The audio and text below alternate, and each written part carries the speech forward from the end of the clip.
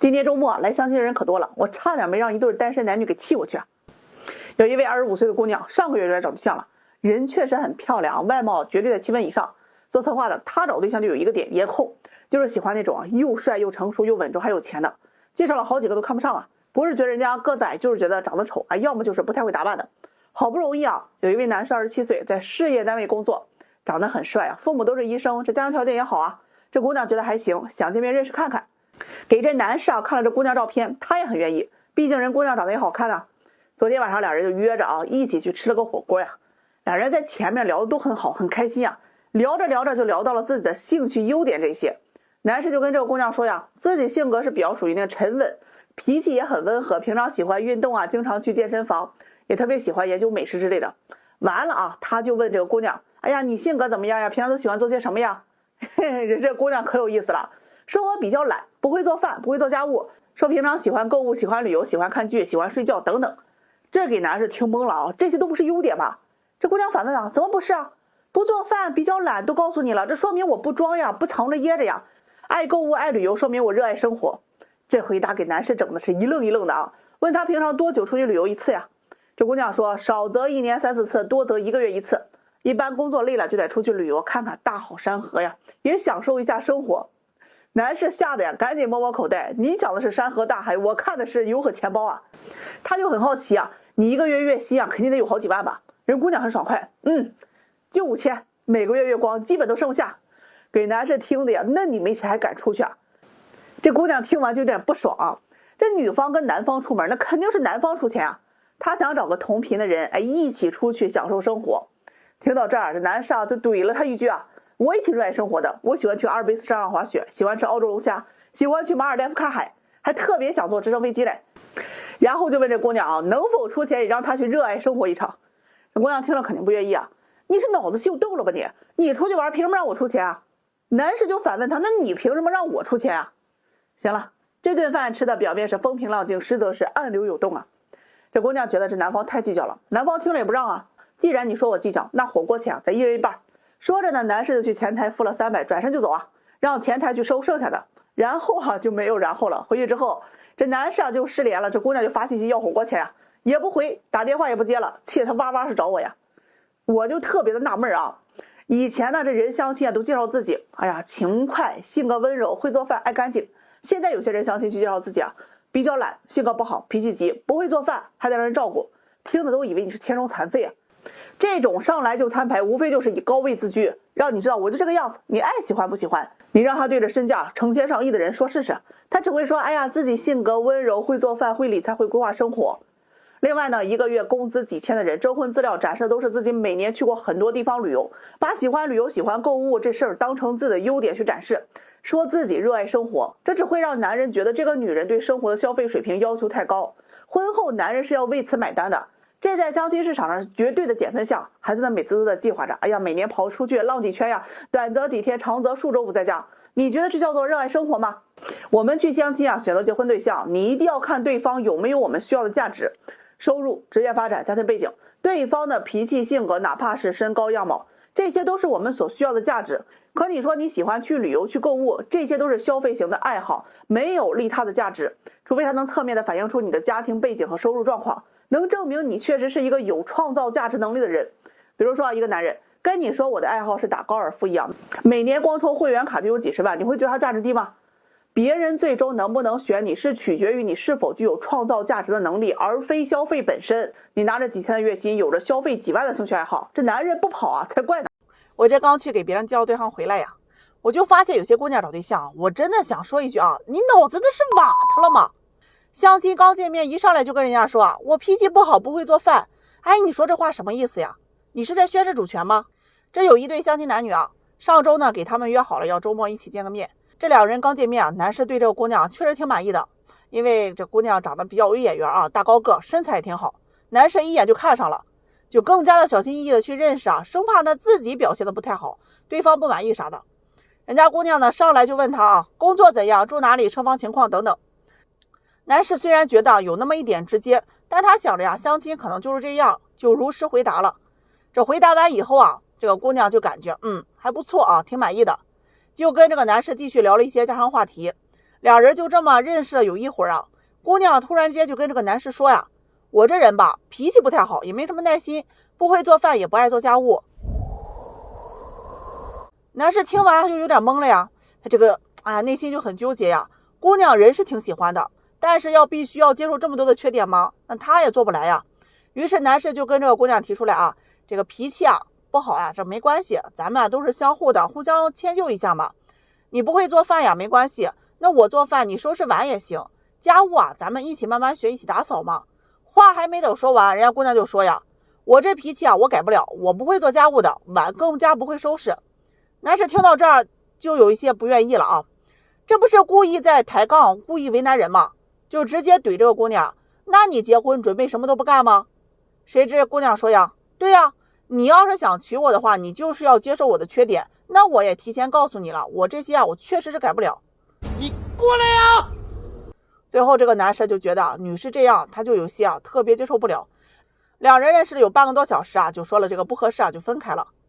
哎呀，我听完之后我就很纳闷为什么有些姑娘一上来就喜欢说自己脾气不好呢？我就想问问这些喜欢说自己脾气不好的人，你们有没有在工作简历上，在面试当中跟他们说呀，本人脾气不好的？那有没有上班的时候对自己领导说，我脾气不好，你别惹我？有没有对那些长得又帅又多金又有钱的人说我脾气不好的？那恐怕是巴不得表现出来自己脾气又温柔又善解人意的吧？那为什么会跟男士相亲，一上来就说我脾气不好，比较懒，不爱做家务？能说这种话的多数是对下位者使用的。这种话它其实就是一种排除自己义务，增加对方义务的行为。我都说了我脾气不好你要是还来招惹或者是追求我的话，你就是应该毫无怨言的去忍耐我的脾气。所以一旦有人对你说出我脾气不好这种话的话，你就应该知道你在对方的心里是什么地位了。那当然还有一种情况，确实对方是委婉的表示歉意我脾气可能不太好改。像这种情况的话，我还可以理解，我就很难理解那些一上来就说要找有车有房年收入几十万的，然后再附加一句我脾气不好不会做饭。干嘛呀？你脾气不好不会改吗？你不会做饭不会学吗？你这么一副理直气壮的嘴脸，你要对谁说呀？能说这种话的人真的在明知道自己有性格缺陷的情况下，不仅没有降低对方的物质要求和性格要求，还在变本加厉的让对方接受你的一堆的臭毛病。哪怕你觉得自己脾气不好那你对人家要求低一点，他愿意去迁就你，你可以接受他没车没房，我相信有这样男人愿意去接受你。反而是你自己一副理直气壮的嘴脸，看了就让人上火。你要对方有车有房，条件优秀，还要接受你的臭脾气，也没有任何要补偿的意思。总之物质条件要迁就你，还要迁就你作妖情绪的嘴脸，如此歪歪的三观，以脾气不好为荣，乐于告诉追求者去测试男人的服从性。在这种没有人格平等观念的人眼里最憧憬的就是无论自己怎么发脾气，对方都得去舔他的脚趾头。这种人早晚自己作妖死。遇到这种人说这种话的直接怼回去，你脾气不好，我脾气也不好。我这人向来对事不对人有人来找我找对象那简直把我当成可爱的 Hello Kitty 了。上午呢，有一位83年离异多年带孩子的大妹子来找对象个子不高，160不到，长相呢只能说是4、5分吧。这个离异多年带一个女儿，她来找对象要求就一个，希望男方年收入20万以上就可以，也接受男方离异，也接受男方带孩子。我问她，我说你做什么工作？她说自己现在没上班孩子上初中，花费也不多，前夫每个月给打1500的生活费，但孩子马上就要上高中了，这个学费就要贵了呀，家里开支也会变大，没有男人那可不行。我问他，我说既然钱不够用，为什么不去上班呢？他说自己学历不高，年龄还大了，以前在服装厂上班，现在还要接送孩子，也没时间去，最主要这么多年没上班也懒散惯了，不想去上。我听完了就问他，我说那你为什么是离的婚呢？他说自己和前夫老是吵架，我们俩脾气不太好，他不让我，我也不让他，时间长了就过不到一块去了，自己也想找一个脾气好的。听完我就跟他说现在男人都希望女人温柔一点，那你再婚能改脾气吗？他说我改不了，这脾气一辈子就这样了，男人不都得大度，应该让女人吗？听完我就忍了忍，毕竟做服务这一行业咱也得有耐心我问他，我说结婚之后还能要孩子吗？他一听妈呀，我都40岁了，我还要啥呀？哎呀，听完我就问他，我说你年龄还大，脾气不小，不想上班，还不愿意生孩子，年薪20万以上男人为啥娶你我转身我就骂了我那许愿池里的王八们门又没给我看好。最后我和大妹子说啊，现在啊有一位男士符合你要求，早晨4点多出摊卖早餐，晚上在夜市里摆摊卖炒面，11点多才回家。人呢正直老实，能吃苦能受累啊，年薪至少30万以上。今年41岁，带了一个儿子16岁，你愿不愿意认识？女士一听啊，哎呀，这早晨这么早，晚上回来那么晚，还是个儿子啊，这除了赚的还行，其他我都不太能接受啊。有没有白天能上班的，带个女儿的也行。这儿子吧啊，咱说实话，得给他买房子，攒点钱都让他花了，最后再有个啥，我们母女俩不都白伺候了吗？听完呢，我忍了忍啊，我说好，还有一位啊，是船员，赚的也挺多，一年20万以上，离异有3年多了，39岁，有个女儿12岁，出去几个月，回家待1个月，你能不能接受？这大妹子一听啊，这么长时间还不在家呀？不都是我一个人看2个孩子吗？我自己的孩子我都忙不过来，他自己女儿还不管吗？有没有工作好一点，能在家里时间长一点的？我说有，坐办公室是个经理，年收入20多万，今年40岁，有个女儿，他爸妈给带，不影响你们生活。哎呀，这大妹子一听可高兴了，说这个行。我说人家这个男士要求啊，女方35岁以内，有稳定工作，不带孩子，身材好，长相佳。他一听啊就不太愿意，嘟囔了一句啊，条件不咋地，要求还挺高。最后我是忍无可忍呐，你能不能现实一点？40岁人了，没点独立能力，光想着嫁男人吃饭，不给生孩子，也不愿意伺候人，光想着照顾自己的孩子，别人孩子还嫌麻烦。想要赚得多还挑别人工作，工作好的赚得多的还能照顾家里的，人家娶你干啥呀？你是身材好，年轻，能生孩子，能听话，能照顾家里吗？样样做不到，事还不少，占便宜没够，一辆几10年的桑塔纳，还想找个免费加油站，关门送客啊！以后这种人不许进。中午左右啊，来2个姑娘来找对象，特别有意思啊，一先一后。一位呢是93年的本科，是个企业的金领，年收入在15到20万左右，身高呢有170啊，身材匀称，就特别有一种御姐范儿。这后面来的姑娘呢是96年的国企会计，年收入在8万左右，这个长相又比较清纯一点。这2人呢是差了半个点啊，先后来的。93年的姑娘呢就想找那种全款车房，年收入10万以上的。96年这个姑娘呢就想找本地啊有房子，可以接受贷款，年收入在8万以上，就是比他高就行。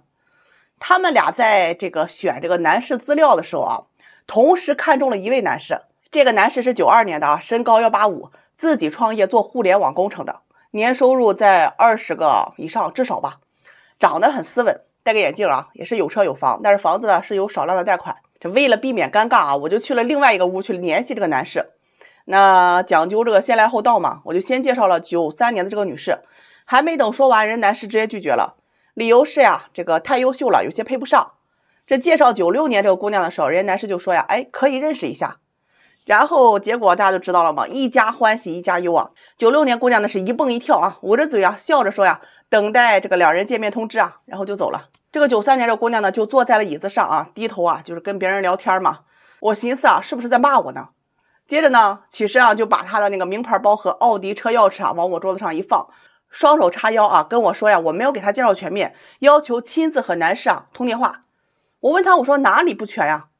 他说呀，你告诉他我很优秀，也很有上进心，靠自己买的车房。那我现在是公司的这个中层管理，以后发展肯定是潜力很大的呀。这各方面的经济实力啊，都可以和他配得上。说完，他在最后啊还抱怨了一句啊，凭什么不如我优秀的他就愿意认识？看到姑娘这强势的样子啊，我就表示啊，我帮不了，我有脾气啊。不一会儿呢，就有人给他打电话啊，他接着拿着包他就出门了。我承认这个姑娘优秀不假，社会上也有很多这样优秀的女性，她们大多数都是学历高，工作好，赚的也多，那自己买车买房。但这只是啊从社会劳动力市场评价一名劳动力优秀的标准，而不是婚恋市场上来评价女友或者妻子优秀的标准。劳动力市场呀，看的是你作为员工能给公司创造的效益，而婚恋市场更注重的是你作为一个伴侣的反馈，你的外形、长相、性格、脾气等等。你觉得很优秀的地方呢，在别人眼里啊，可能是关我屁事儿。何况很多姑娘的能力啊，也只是比普通姑娘好那么一点而已，实际上也没有高到让男人趋之若鹜的程度吧。另外啊，对于某些高要求、高条件的优质姑娘们，你扪心自问啊，你再成功、再会赚钱，可你赚的钱，你会拿给男人花吗？这是一个很现实的问题。有些女生啊，虽然有钱，但是她不愿意给男人花，也不愿意拿来养男人，她只要求啊，男性比她更加有钱才能够配得上。所以啊，有钱的是你自己的事儿，是利己而不是利他。并不是普通的姑娘就可以找到好对象，而是她们知道自己不够优秀，更加的谦虚低调、温柔、包容力强，那更加去崇拜对方，在婚恋当中不摆架子。反观有些优质女生的态度啊，总是很高冷、很傲慢，好像别人该你300万，你来要债是怎么地？哪个男人能受得了呢？这就是为什么在婚恋市场上，明明一些条件普通的姑娘，却总是比那些条件优秀的姑娘们嫁得要好。哎呀，我跟你们讲啊，有个很尴尬的事情啊。哎呀，现在那个网络大数据是真牛啊！我高中班主任看到我视频了啊，这不是关键啊，关键是他现在单身啊。嘿，这还不是重点，重点是他要让我给他相老伴儿啊。哎呀，这就有点尴尬了啊。我那个班主任啊是男士，这个教物理的，57岁。当年我对他的印象就是我都让他揍了好几回了。但他今儿跟我说呀，自己其实骨子里是一个很温柔的男人。哎呀，我暂且相信了啊。这不儿子家庭稳定了，自己就想找一个老伴儿嘛。现在是有车有房有社保啊，又在编制单位，还有2年半退休。我就问他，我说老师你想找个什么样的啊？他跟我说这条件不重要，我比较看重人呐，人品要好。我一听，哎呀老师呀，人品这个一时半会儿就看不出来的呀，你得给我讲点重点条件。年龄不能太大了啊，45岁以下，40岁最好。性格温柔体贴，长相好看，哎，身材苗条的。我这一听啊，我说老师啊，这肯定不现实呀！你看你这比人40岁的女人大了都快2轮了啊，人家肯定不同意。除非你其他条件很优秀，那有可以跟那些40多岁的男人可以博弈的筹码。哎，接着他跟我说呀，我这天天健身着呢啊，身材好，体质棒啊，哎，再要个孩子都没问题。哎呀，我就有点苦口婆心了，委婉的表示，老师呀，外表再靓丽，这里面的配件上了年头，它也不太行啊。咱找对象啊，不能要求相差太大的。你看50岁左右的这个大姨啊，哎呀，这也挺好的嘛，有个退休金的，年龄比较合适，这共同语言也比较多一点。不然年龄相差太大了，这代沟也多，容易出毛病。老师一听啊，不行，你不知道呀，哎呀，我那边好多同事啊，50多岁的事的我都看不上啊。那你给我找个45岁到50岁的吧。我问他，我说有没有其他的要求？他说要找个会唱歌的，喜欢跳舞的，哎，能说会道的。我说老师啊，有一个45岁的这个大姐人挺好啊，是个企业会计，有车也有房子，单身好几年了，有个2岁的女儿在上大学，你看要不给你撮合一下？老师一听啊，哎呀，这2个孩子呀有点多呀，都上大学了，开销是不是挺大？看了照片之后又跟我说呀，这个脸有点长，不是我喜欢的点，带出去别人看了都没面子呀。看在这多年的师生情谊的这个份上，我又给他介绍了一位49岁的，是个幼儿园园长，有个儿子也成家了，人挺好，有气质，而且还会唱歌跳舞的。我一看这简直就是绝配啊，我是非常自信的找到他。哎呀，老师一看呀，哎呀，这个条件不错，一问孙子2个，平常还得给儿子看孙子，那不就没的2人世界了吗？跟我说呀，我找老伴都是图那个精神伴侣，有个知心人的，能生活在一起啊。这要是给人看孙子呀，那我图点啥？哎呦，听得我这边呀，主要都是那些20、30岁啊，这个单身资源很多嘛，这个40岁以上的单身资源本来就比较少，我这班主任又摊上比较挑，没法又到处给他划了这个人啊，同行其他老师那儿找了一位事业单位工作，哎呀，45岁左右啊，有房有车，长得真有气质，身材很好，最主要呀，这个孩子跟前任定居在外地，一般也见不到。哎呀，我那是倍儿自信啊，去跟老师说呀，你看这个咋样？哎呀，老师一看呀就很喜欢呀，懂他，我就给他呀联系这位大姐去了。没成想呀，人大姐要求男方55岁以内，有车有房，年收入20万以上，哎，没有儿子，别有负担，情商高，长得还要帅，另外还要每个月负担5000块钱女方的生活费啊。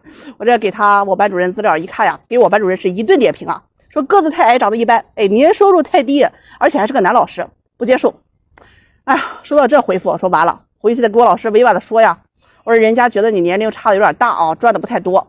好了，哎呀，这把我班主任给气着了啊，当年那脾气啊又给亮出来了，给这大姨啊一顿输出啊，这女方能耐不大，要求不小。哎，情绪好点了跟我说，小张啊，给我换个人吧，我这人生大事啊就交给你了。哎呀，那一瞬间呀，我是一哆嗦呀，我是欲哭无泪啊。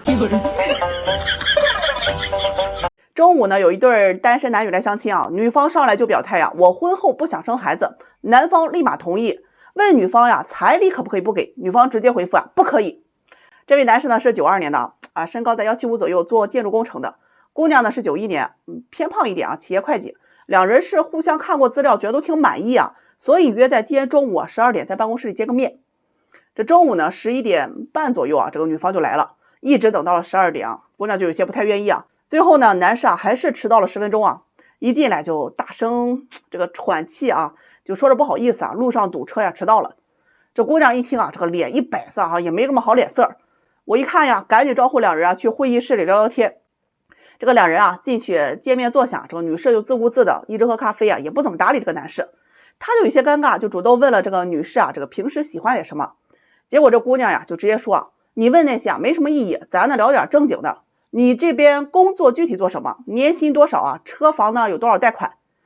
男士听完啊，心里也是有点不太愿意啊，觉得女方太势利了。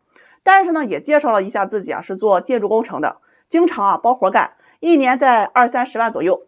这个车是福特，房子呢比较偏一点，面积90多平啊。不过呀，好在是没有贷款。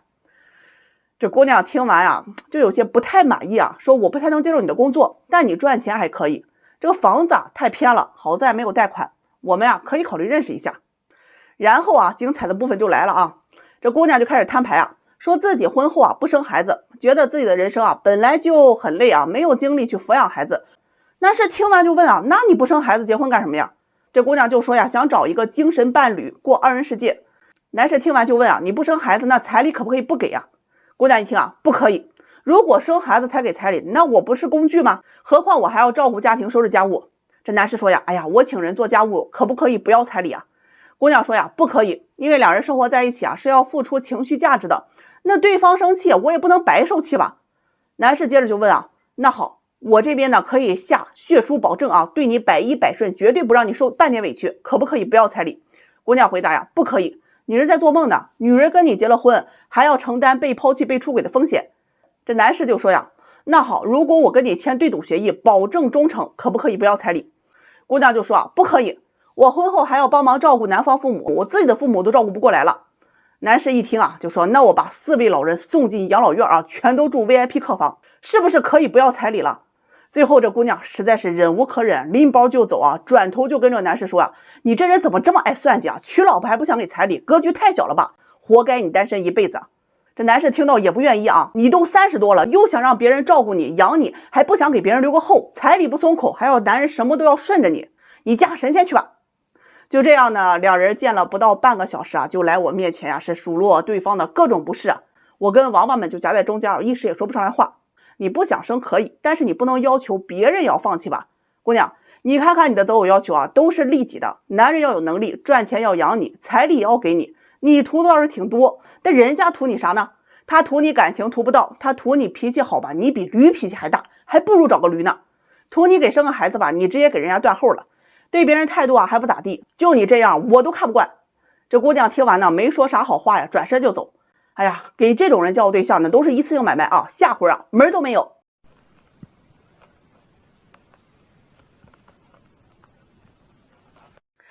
刚刚我去给人提亲回来了，哎呀，浑身乱糟糟的，就觉得这个头发昏，四肢无力，喘不动气，特别憋得慌。刚才去药店啊量了一下血压啊，还好，一切都正常。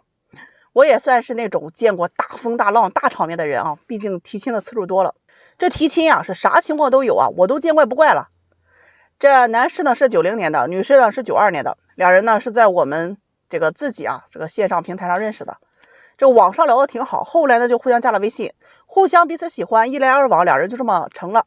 男士啊是在汽配厂工作的，这个姑娘是在超市里面上班。我特别要夸一夸这姑娘啊，人家这个人特别好，性格特别温柔。他们俩还没结婚啊，但是他们俩会有一个共同的银行卡，这两人发了工资啊，都是3七分，70%都存到这个卡里面去，说要一起啊，在结婚之后啊，这攒了钱给家里用的。这个男生也没给姑娘买过什么东西，人家姑娘也不要啊，觉得有点乱花钱嘛。这不马上年底了啊，双方父母的意思啊，就是要见个面呀，过来谈谈两家要定个亲。男方呢就委托我呀帮忙去提个亲。那我们这边啊，请媒人提亲啊，会是比较正式，而且还能控制某种激烈的局面。至于啥局面啊，大家也是懂的。这今天呢，我就去了一趟女方家里啊，人家女方家呢是在这个城中村，这个女方父母啊都在。说明来意之后啊，大家也都开门见山哈，也不墨迹，直接说重点，那就是彩礼。女方父母跟我说呀，彩礼要10万，而且会陪嫁回去。我一听啊，我就问他们是陪嫁10万吗？女方父母接着笑起来，就跟我说呀，开什么玩笑，彩礼是彩礼，陪嫁是啥呀？我们说了算。我问那具体是个啥呀？我这边在写礼单呢。这大叔啊性子比较急啊，就先说话，如果给我们10万彩礼，我们就给他陪嫁5个家电。这话还没等说完呀，女方妈妈的胳膊肘啊是立马就怼了过去，啥5个，你说了算了。然后转过来跟我说呀，就陪嫁3个家电，还嘱咐了一句啊，放心啊，都是最好最贵的。我当时我就觉得有点懵啊，因为这个男方啊家里他是已经装修好了，而且已经住上人了，怎么也不可能缺家电吧？难不成要买个电饭锅吗？真的是想啥来啥呀。这大姨跟我说啊，那既然家里都装修好了，那咱们就缺啥买啥吧，给买个洗碗机，买个电烤箱，还有一个电磁炉。这大叔在旁边就有点看不下去了，就喊着说，哎呀，你给置办好一点的吧，别整一些锅碗瓢盆的。然后大姨听了就很生气啊，别胳膊肘往外拐，你出钱还咋地？大叔听完啊，可能就兜里没有钱啊，一声不吭上一边去了。这大姨啊就开始解释呀，哎呀，我们也想买冰箱洗衣机啊，那他们现在都有了，我们只能置办一些日常都用得上的。你看这个洗碗机啊，好的都要几万，还有电烤箱，给他们买那种嵌在这个橱柜里面的那种大的，也得好几万呢。要买个电磁炉啊，新的小两口你吃个火锅对吧？冬天啊他也用得上，还得要质量好的，也得小几千呀。听完立马给我整不会了，这大姨可能觉着我们家没这些大家电是不？总之呢，按照大姨的算法，这些家电啊，这3件套啊，起码要5万。这喝了口茶之后啊，就慢慢的给他们沟通啊，这事儿他得磨呀。男方的意思呢是彩礼啊是31800，也不需要女方来陪嫁。这女方父母听了就说呀，那不得让人笑话死了，我就这么一个姑娘，彩礼还能那么低吗？如果不要陪嫁，那彩礼啊最低是88000，一分不少。我说大姨啊，你看你要买这些家电啊，它也得大几万了，按照10万给你，你手上剩下也就有5、6万了吧，你咋还越要越高呢？接着大姨就是一副啊我不管的样子。后面呢又沟通了一会儿啊，还是不行。看着大叔呀，我就有点希望啊寄托于他。人家大叔看了我一眼，直接转身啊去了屋里。看来这家庭地位是有点堪忧啊。最后啊是好说歹说啊，女方呀同意了6万6的彩礼，不给陪嫁。当我把这个结果告诉男方的时候，人家男方父母的这个态度啊就反差很大呀，人家就直接同意了，意思说多给点就多给点吧，钱呢还能赚，别把亲家的面子啊给撕破了，以后啊还都来往呢。就这样呢，这门亲事啊就这么定下来了。哎呀，提亲的心呢，那可是真累呀！婚介这个行业啊，如同过山车呀，禁止高血压、心脏病等患者加入，保命要紧。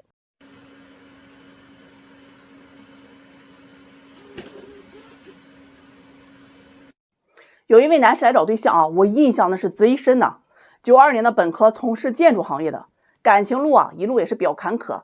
他之前呢有一位女朋友谈了7年多啊，两人到了谈婚论嫁的时候，女方要求彩礼10万。这男士啊就觉得我跟你谈了这么多年，我也花了不少钱了，你还跟我要彩礼，他又很生气啊。如果你要彩礼的话，咱俩就分手。原本是想着呀赌赌气，结果呢对方还真提了分手。后来呢又相亲认识了一位姑娘，也是谈着谈着呀都要结婚了啊，也因为彩礼给谈崩了。他又特别生气啊，就跟这彩礼啊较上劲儿了。相亲啊先问对方要不要彩礼，这要彩礼的呀一律不找。结果呢又相了呀快2年啊，还是没有找到。就找我让我帮他找。说实话我一开始真是没答应啊，但是后来说是能帮就帮吧。我就问他，我说你除了要求女方不要彩礼之外，还有其他的要求没有？他说要有眼缘，性格好就行，这其他也没啥要求了。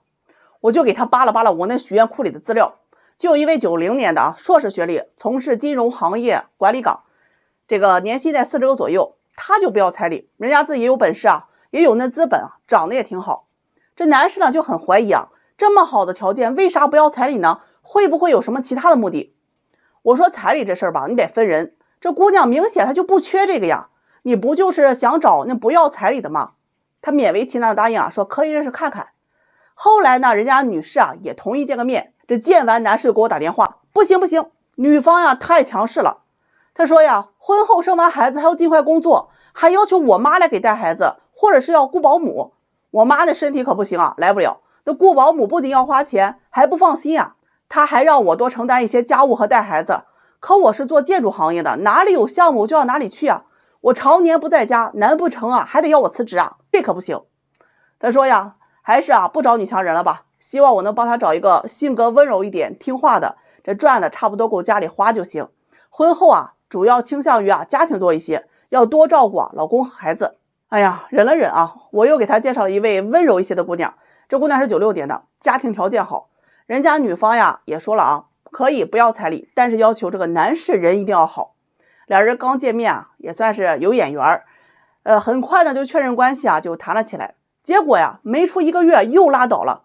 这男士说呀，这姑娘太粘人了啊，总是希望能够多陪她，每天还得车接车送，一天不打电话就说我不关心她，有个头疼脑热啊就要去医院，那不得花钱啊。一吵架就哭，就得跟他爸妈说，做事情也太没主见了。最后呢，俩人也不了了之了。他说啊，自己想娶的女人是能够跟自己并驾齐驱，携手共创美好生活的，而不是处处都要自己呵护照顾的。哎呀，继续忍啊！又给他找了一圈，不是他觉得人女孩子胖，就是觉得女孩子矮，工作不体面，家庭条件太差等等。还有那带弟弟的啊，怕影响到他的家庭。终于有一位姑娘年龄大了他3岁，说可以接受不给彩礼，愿意跟他谈看看。结果这两人刚一见面啊，男士扭头就走。这个姑娘长得太丑了，实在是看不下去啊，压根啊就没动力啊，睡在一张床上。说这种啊，就算给他钱，他也不想认识。认识了这么一大圈啊，他跟我说呀，有没有个子高一些的，长得呀别太丑了，工作要稳定一些，产假呀最好能长一些，照顾孩子的。说完呢，又自我感慨，这一路走来呀，年龄又大了2岁，怎么找对象这么困难呢？最后发自肺腑的问我，到底是娶要彩礼的女人，还是不要彩礼的女人啊？哎呀，脑子是进水了吗？这么个简单问题都想不明白吗？对于这个男士来说啊，现在已经不单单是要不要彩礼的问题了，而是能不能找到的问题。彩礼那是社会问题，老祖宗那一辈就传下来了，比我那乌龟的命都长。你想改变彩礼现状，让女人接受不要彩礼啊，那恐怕就要等这辈子要彩礼那些人啊都得升天了。孙子辈看看有没有可能吧。你现在最大的问题啊，是在找对象太双标了，既希望女人能赚钱养家，又希望她能貌美如花，还得希望她能给你做饭养娃。她是百变金刚吗？这压根就不现实。这跟女人要找又帅又有钱又聪明又会哄人的男人有什么区别呢？这是梦游到我那许愿池里面喝水了吧？你搁那当喷泉呢？ Given the choice between